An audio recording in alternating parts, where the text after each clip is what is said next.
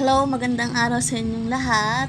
Ito nga ang topic natin ngayon, kung paano nga ba natin madidelete ang Facebook page natin. Yung mga ayaw na natin at pwede na natin tanggalin. Kung hindi na natin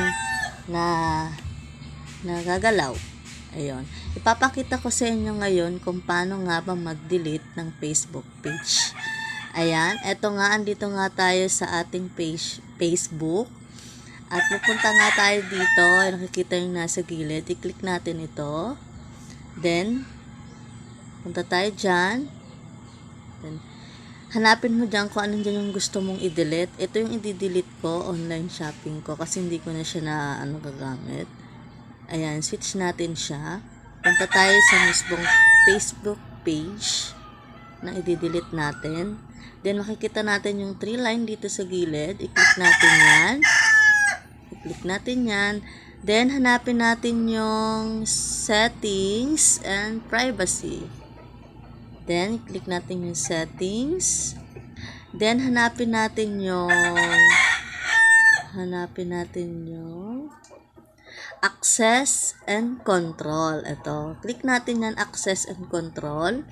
Ayan, makikita natin dito ang deactivation and deletion. Click natin yan.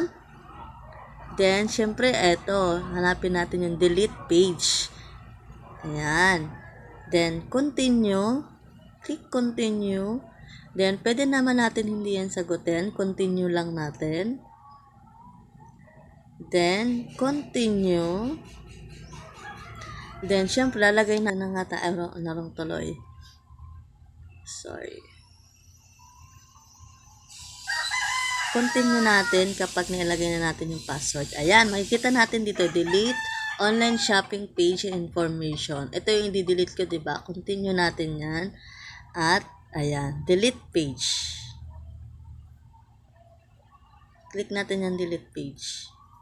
Ayan, babalik na tayo sa Facebook natin.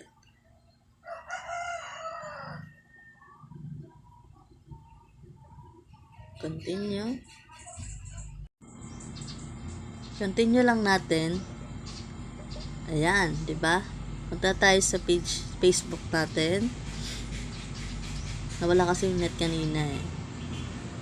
Ayan, nandito na tayo.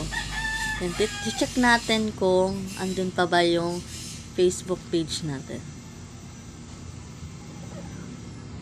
Oh, wala na yung online shopping, 'di ba? Oh, deleted na po yung Facebook page na dinelete ko.